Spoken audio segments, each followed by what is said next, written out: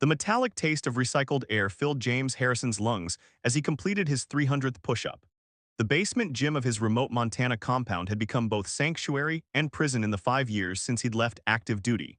Sweat dripped onto the concrete floor as he pushed himself through the familiar routine, trying to exhaust his body enough that his mind might finally grant him a few hours of uninterrupted sleep. The scars along his right side pulled tight with each repetition, a permanent reminder of the night that had changed everything. The night when humanity learned they weren't alone in the universe, though that truth remained buried in classified files and redacted reports. James had been there when first contact turned into first combat, and he'd survived while others hadn't. Sometimes he wished he hadn't. A sudden shift in air pressure made his ears pop. James froze mid-push-up, every enhanced sense screaming danger. The security system hadn't triggered, but he knew this feeling. It was the same atmospheric disturbance that had preceded. The air itself seemed to fold, creating a ribbon of shimmering violet light that expanded into a doorway of pure energy. James was on his feet in an instant, muscle memory reaching for a weapon that wasn't there. His heart hammered against his ribs as a figure stepped through the portal.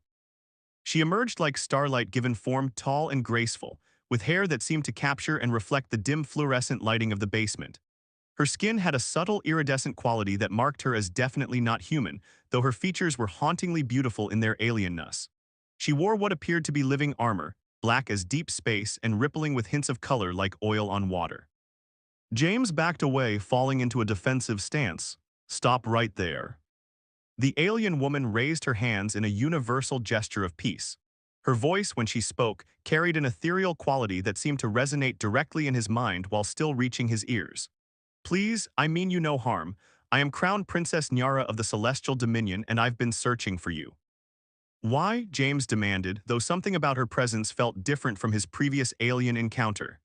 Instead of the cold dread that had accompanied the Shadowers, he felt an almost magnetic pull, a resonance he couldn't explain.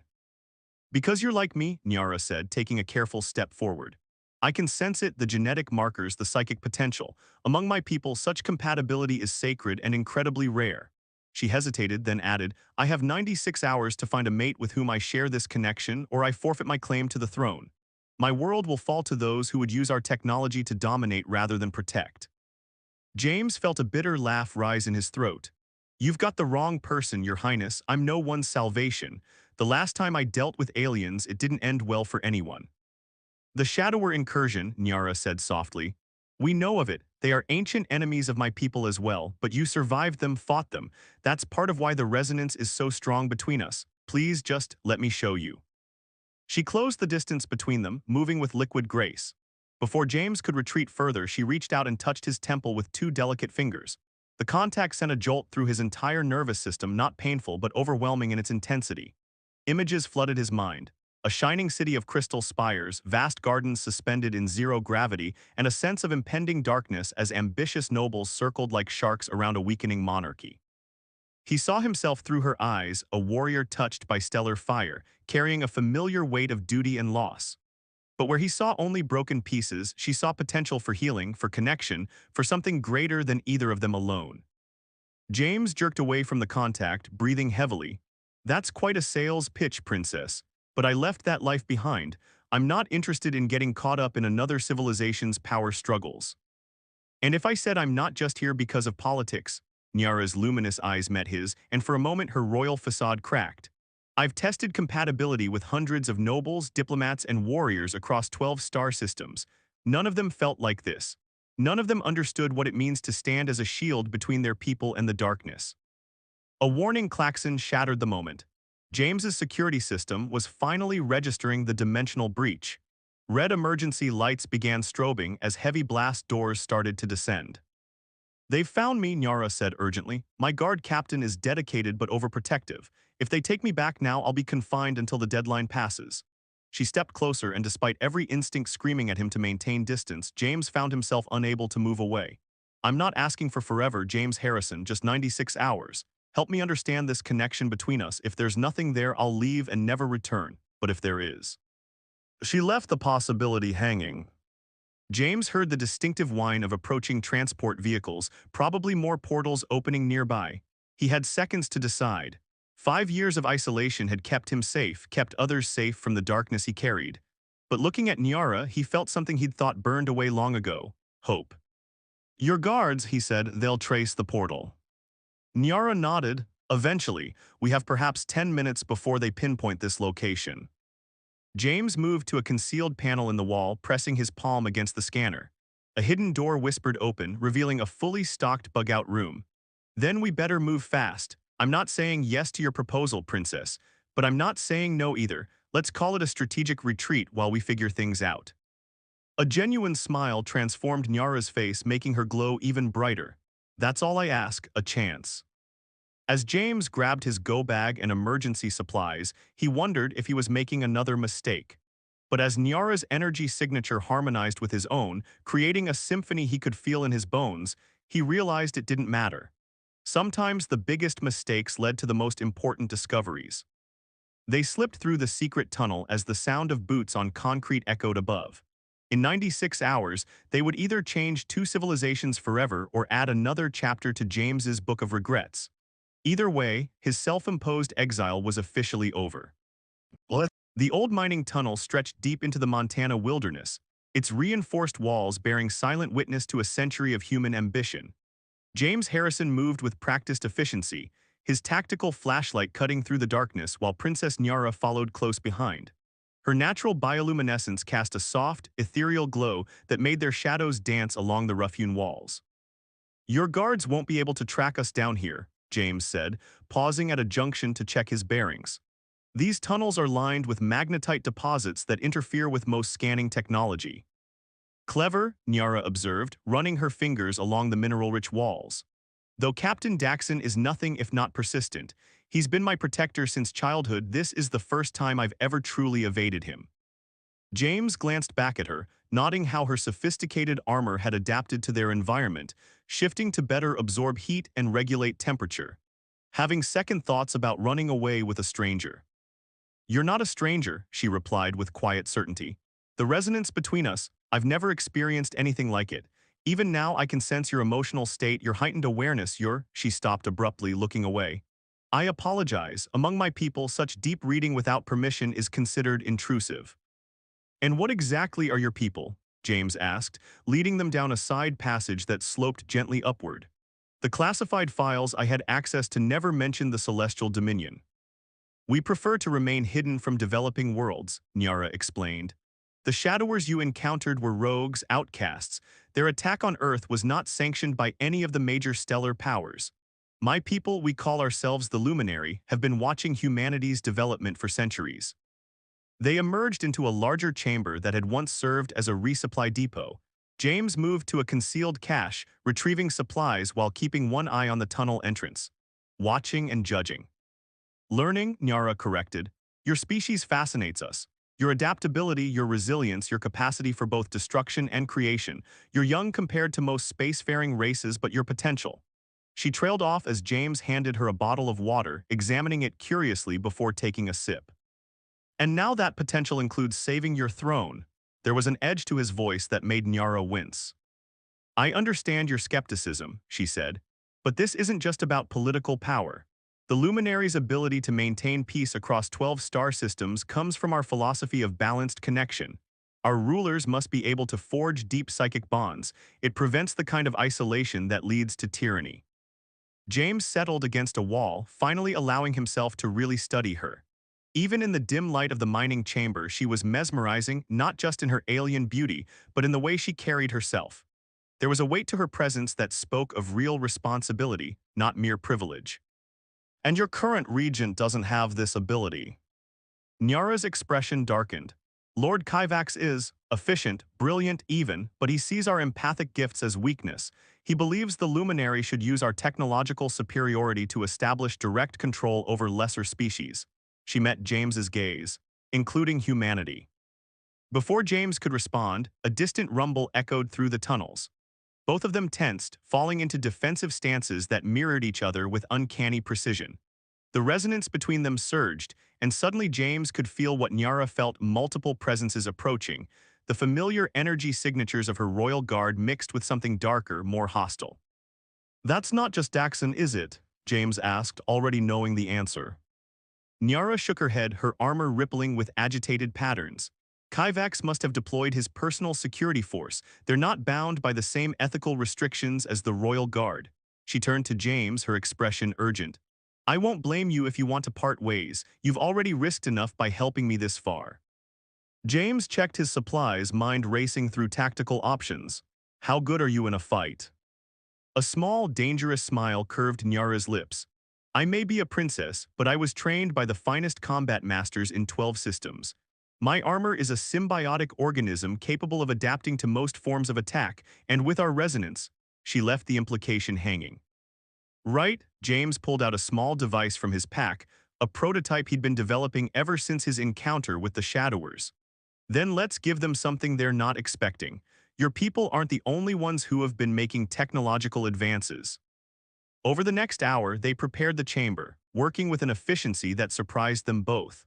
The resonance between them grew stronger, allowing them to anticipate each other's moves and communicate complex ideas with just a glance. James found himself remembering what it was like to be part of a team, to trust someone at his back. When the first wave of Kyvax's forces breached the outer tunnel, they were met with a carefully orchestrated combination of Earth guerrilla tactics and luminary technology. James's knowledge of the tunnel system combined with Nyara's psychic abilities allowed them to separate and isolate their pursuers. Her armor's capabilities complemented his more conventional weapons in ways that would have seemed impossible hours ago. In the aftermath, as they bound the unconscious security forces with their own restraints, Nyara turned to James with newfound respect.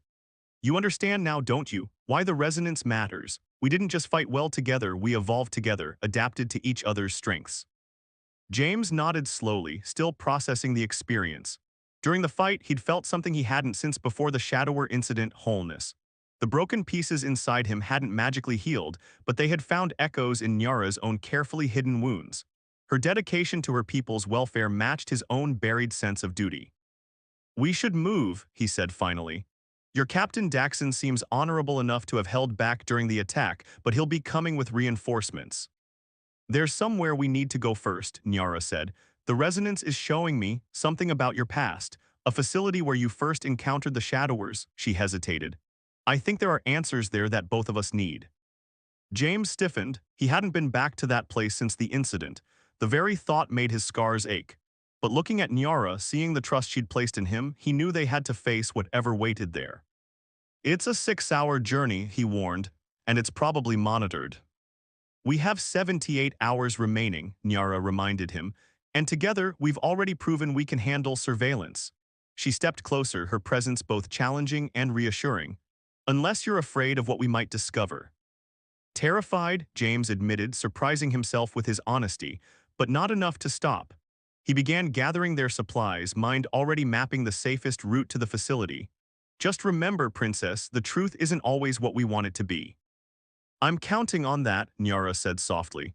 Because what my people think they want, what they think they know about humanity, may be exactly what needs to change. As they made their way deeper into the tunnel system, James realized that somewhere between the fighting and the falling, he'd started to believe in something again. Not just in Nyara's mission or the possibility of redemption, but in the simple truth that sometimes the greatest discoveries come from walking willingly into the dark. They had 78 hours to uncover the truth, evade their pursuers, and possibly change the course of two civilizations. But first, they had to learn to trust not just each other, but the connection growing stronger between them with each passing moment. The abandoned research facility loomed before them in the pre-dawn light, its concrete walls stained by years of Montana weather and neglect. James's hands trembled slightly as he input the access code, not from fear, but from the surge of memories that threatened to overwhelm him. Beside him, Nyara placed a gentle hand on his shoulder, her touch spreading warmth through their shared resonance. You don't have to face this alone, she said softly. I can feel how much this place haunts you. The heavy security door slid open with a reluctant groan. Maybe that's the problem, James replied, checking the motion sensors before leading them inside. I've been facing it alone for too long. The facility's emergency lighting still functioned, casting everything in a dim red glow that made Nyara's armor shift uncomfortably. They moved through empty corridors that still bore scorch marks from energy weapons, both human and alien. James fought to keep his breathing steady as they approached the central laboratory. It happened here, he said, stopping before a massive blast door. First contact, first battle, first time I realized everything I thought I knew about the universe was wrong. Nyara's eyes narrowed as she studied the door. There's residual energy here, familiar energy. She pressed her palm against the metal, and her armor responded by extending tendrils that interfaced with the security panel. This wasn't just a shadower attack, was it? Before James could respond, the blast door opened, revealing a chamber that had been preserved exactly as it was 5 years ago. In the center stood a partially disassembled device, sleek, organic-looking technology that James now recognized as similar to Nyara's armor. That's luminary tech, Nyara breathed, moving closer to examine it. But how? Because the Shadowers didn't find Earth by accident, a new voice announced. They spun to find Captain Daxon standing in a side entrance, his own armor glowing with subdued threat. They were led here. James raised his weapon, but Nyara stepped between them. Daxon, please, we need answers, not confrontation. The captain's expression softened slightly. That's why I let you reach this place, Your Highness. Lord Kyvax's forces are being delayed by some unfortunate equipment malfunctions, but you need to understand what really happened here. Then tell us, James demanded, not lowering his gun. Because all I remember is my team being slaughtered by shadows that moved like liquid darkness. Daxon nodded gravely. The Shadowers were once part of the Luminary civilization, a splinter faction that rejected our philosophy of balanced connection. They believed in consuming other species' life force to enhance their own powers. When we cast them out, they spent centuries searching for ways to circumvent our defenses. And they found one through me, a familiar voice called from the shadows. Lieutenant Raven Pierce, James's former teammate, stepped into view. She looked exactly as she had 5 years ago, which should have been impossible given the wounds she'd sustained. Raven, James whispered, his grip on reality threatening to slip. You died in my arms. She smiled sadly. Part of me did, the human part, but I was never fully human to begin with. Her form shimmered, revealing hints of the same bioluminescence that marked Nyara's species. I was a deep-cover luminary agent tasked with monitoring Earth's development. The Shadowers discovered my presence and used it to breach your world's defensive barriers. The resonance between James and Nyara surged with shared shock and understanding. Through their connection, pieces of the puzzle began falling into place. The classified mission, the impossible technology, the way James had survived wounds that should have been fatal. You did something to me, James said, looking between Raven and Daxon. During the fight, when I was dying. Raven nodded. Emergency genetic modification, a forbidden technique, but I couldn't watch another teammate die. I used my own luminary DNA to save you, never realizing it would make you compatible with the royal bloodline, Nyara finished, her voice thick with emotion. That's why our resonance is so strong. You're not just another psychically gifted human, you carry the same genetic markers as my family line. Daxon stepped forward, his posture less threatening now. Which is exactly why Lord Kyvax wants you both eliminated. He spent years convincing the Luminary Council that humans are too dangerous to be trusted with our power. A successful union between you would destroy everything he's worked for. And prove that humanity is ready for open contact, Raven added. The genetic compatibility between our species isn't an accident. Earth was meant to be part of the celestial dominion before fear and prejudice drove us into shadows. James finally lowered his weapon, his mind racing. So everything I've been running from, everything I've blamed myself for, was part of a much larger story, Nyara finished, moving to stand beside him. Their resonance hummed with shared purpose now stronger than ever. One that we can help write the ending to. A distant explosion rocked the facility. Daxon's armor flared in warning. Kyvax's forces have broken through our interference. They'll be here in minutes. Then it's time to stop running, James said, surprising himself with the certainty in his voice. He turned to Nyara. Your people need to see the truth, all of it. Are you ready for what that might mean? Nyara's eyes blazed with determination. I was born ready, but this isn't just about my throne anymore. This is about healing wounds that have festered for centuries. The quantum portal chamber is still operational, Raven said quickly. We can get you back to the celestial dominion, but you'll be walking into a political firestorm.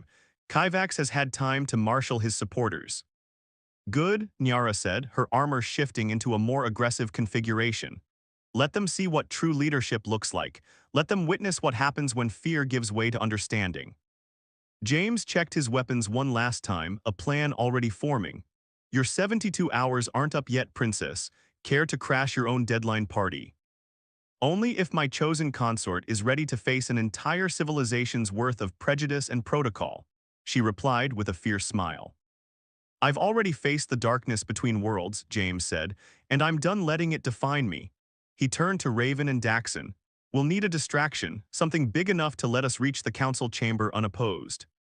Raven's form rippled with barely contained energy. Leave that to us. It's time the Shadowers learned they're not the only ones who know how to manipulate darkness. As they rushed to prepare for their final gambit, James felt the last pieces of his old self falling away.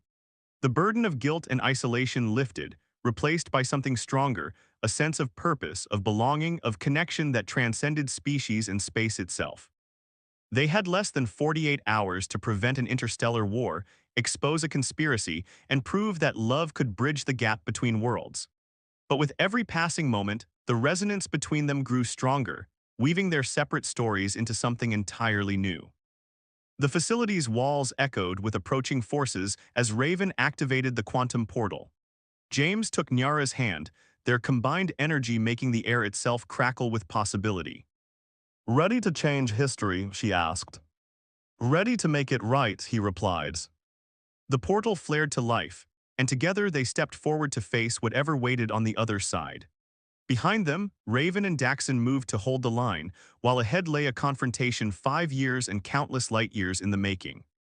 The Celestial Dominion's capital city of Luminara stretched before them like a dream made manifest, crystalline spires that caught and amplified the light of 3 moons, gardens that defied gravity, and streets that pulsed with living energy. But James Harrison had no time to marvel at its beauty. He and Nyara emerged from the quantum portal into chaos. Warning sirens echoed through the crystalline corridors as they raced toward the council chamber, their resonance allowing them to move in perfect synchronization. Nyara's armor had shifted to match the local architecture, helping them blend with the flowing patterns of light that served as the city's nervous system. Kyvax will have the main approaches blocked, Nyara said as they ducked into a maintenance tunnel. But there's another way through the old meditation chambers. They're supposed to be sealed, but they're connected to the same power grid as the defense systems, James finished, their shared understanding flowing naturally now, which means your armor can interface with them. They encountered their first real resistance at a security checkpoint. A squad of Kyvax's personal guards, their armor darker and more angular than the standard luminary design, moved to intercept them. James noticed how they carried themselves not like security forces but like hunters. The fight was brief but intense. James's combat experience combined with his partial luminary DNA allowed him to anticipate and counter their energy-based attacks, while Nyara's armor adapted to provide them both with shifting shields. Through their resonance, they fought as one being, each movement flowing into the next with liquid grace. Your fighting style, Nyara observed as they continued their advance. It's changed since we first met. You're integrating luminary techniques you've never been taught. James vaulted over a fallen pillar, his movements guided by instincts he didn't fully understand. The resonance is getting stronger. I can feel your muscle memory, your training. It's more than that, she replied, her voice tight with concern. The genetic modifications Raven gave you, they're evolving faster than they should. The stress of combat is accelerating the process. Before James could respond, his vision blurred. Images flooded his mind, ancient battles between luminary and shadower forces, the weight of centuries of conflict, the crushing pressure of duty and tradition. He stumbled, caught between 2 worlds, 2 sets of memories. Nyara steadied him, her touch anchoring him in the present. Stay with me, she whispered. Don't let the ancestral memories overwhelm you. A massive explosion rocked the city's foundations. Through their resonance, they felt Raven and Daxon engaging Kyvax's forces near the planetary defense grid. The distraction was buying them time, but also raising the stakes. If they failed to reach the council in time, the fighting could escalate into full civil war.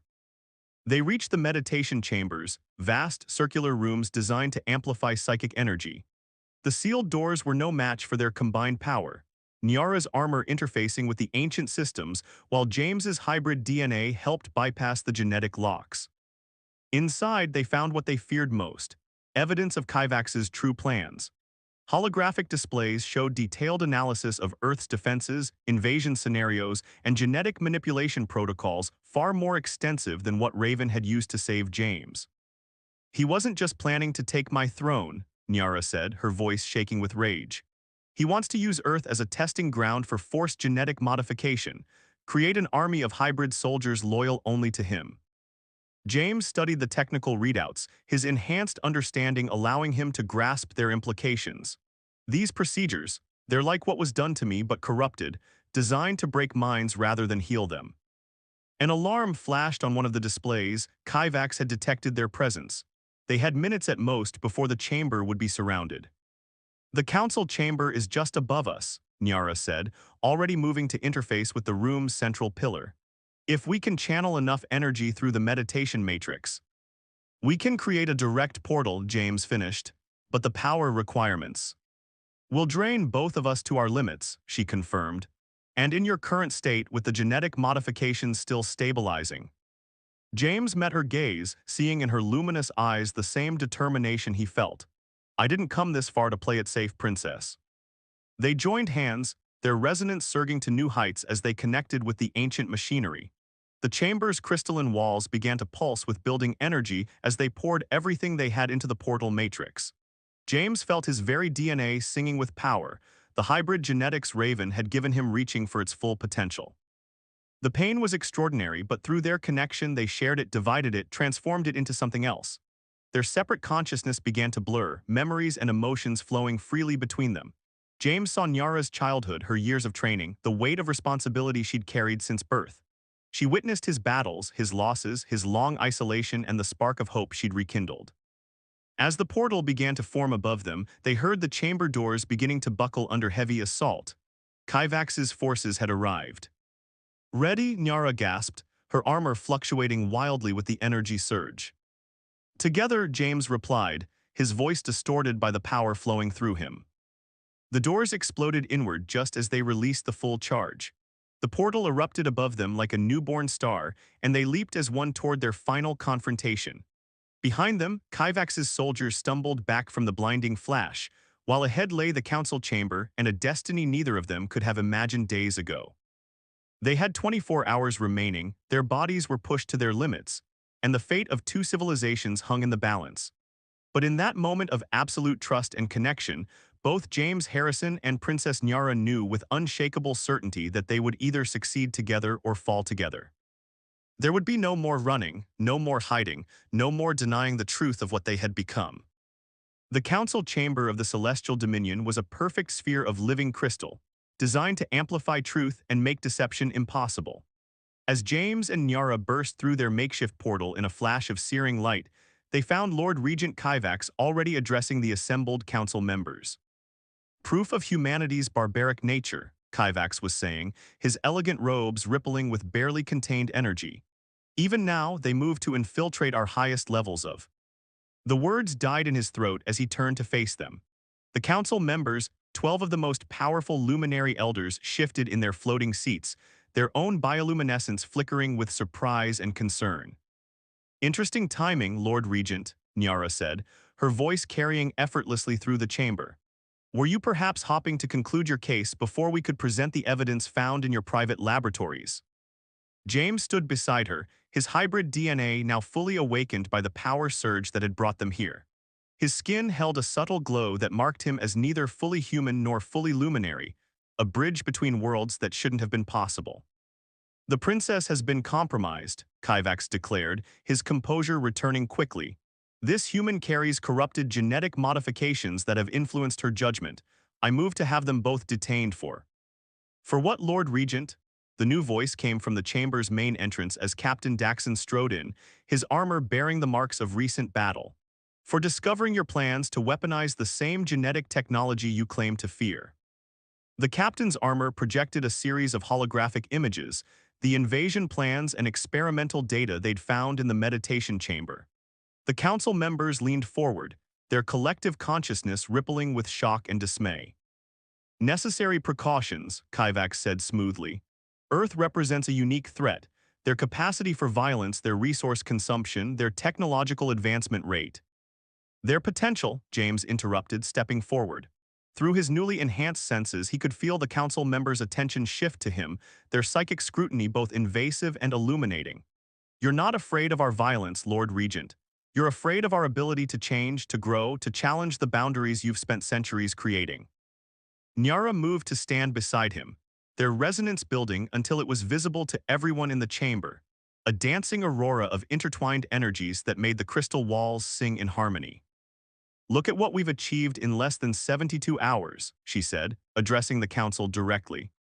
A stable genetic bridge between our species, a resonance deeper than any recorded in our archives, and proof that humanity's potential for connection matches their potential for growth. Pretty words, Kivak sneered, his careful mask finally cracking.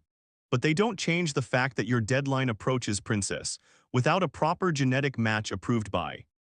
By whom? Raven's voice cut through the chamber as she materialized from the shadows, her form shifting between human and luminary aspects.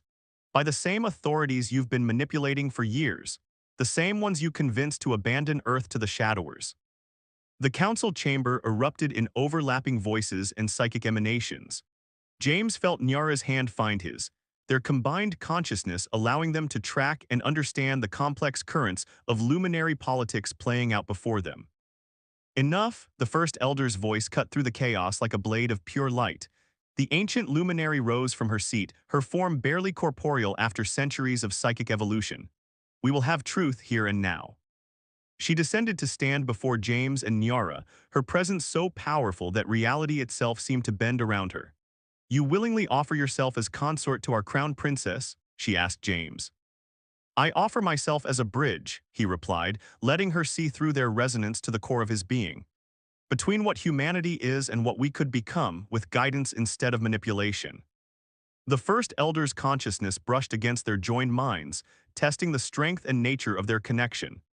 James felt Nyara squeeze his hand as they opened themselves fully to the examination, holding nothing back. After what felt like an eternity, the elder withdrew. The resonance is true, she declared. And more significantly, it is still growing.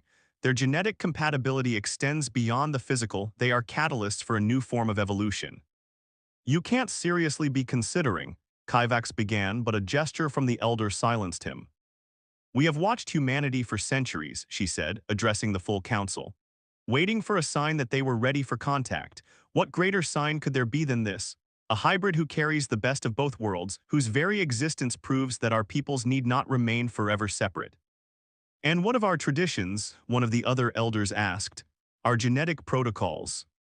Times change, Nyara said firmly, and leaders must change with them. That is why our laws require rulers to find true resonance, not just political convenience. She turned to face the council fully. I am your crown princess, and I have found my match within the deadline set by our laws. Will you honor those laws or bow to fear of the unknown? The chamber fell silent as the council members communed privately, their energies swirling in patterns too complex for even James's enhanced senses to follow. He and Nyara stood together, their resonance a quiet but undeniable testimony to everything they'd discovered about each other and themselves. Finally, the first elder spoke again. The council recognizes the validity of Princess Nyara's choice. Furthermore, we strip Lord Regent Kivak of his authority pending a full investigation of his actions regarding Earth. Kivak's composure shattered completely. Energy exploded from his robes as he revealed his true modifications, twisted combinations of luminary and shadower technology that had corrupted his very essence. You blind fools, he snarled. If you won't protect our civilization, then I'll. His attack never landed. James and Nyara moved as one, their resonance manifesting as pure defensive energy that contained and neutralized Kivak's corrupted power. Captain Daxon and his guards quickly moved in to secure the former regent. Your Highness, Daxon said formally, bowing to Nyara, the defense grid is back under loyal control. What are your orders? Nyara looked at James, their shared consciousness already spinning out possibilities for the future. Prepare for a new era of diplomacy, she said. It's time for the celestial dominion to step out of the shadows. And Earth, one of the council members asked, are they truly ready? We'll help them be ready, James said.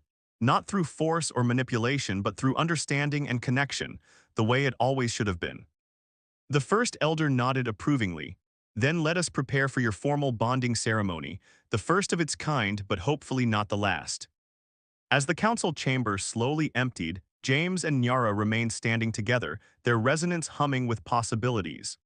They had changed the course of two civilizations, challenged centuries of tradition, and discovered something neither of them had been looking for. Having second thoughts about signing up for interstellar politics? Nyara asked softly. James smiled, feeling the warmth of their connection flow between them. I signed up for you, he said. Everything else is just details. Big details, she reminded him. We're talking about reshaping the relationship between two entire species. Then we better get started, he replied. After all, we did all this in just 72 hours. Imagine what we can accomplish with a lifetime. Above them, through the crystal dome of the council chamber, the three moons of Luminara cast their light over a city on the brink of transformation. Somewhere on Earth, dawn was breaking over Montana's mountains. Two worlds, once separated by fear and misunderstanding, now connected by something stronger than either of them had imagined possible. The resonance between them pulsed with shared purpose and possibility, a harmony of human determination and luminary wisdom that promised something entirely new. They had found each other across the vastness of space, defied the shadows of the past, and emerged stronger together than they ever could have been apart. It wasn't an ending, it was a beginning. And as they stood together in the heart of the celestial dominion, both James Harrison and Princess Nyara knew that their greatest adventures still lay ahead. The end.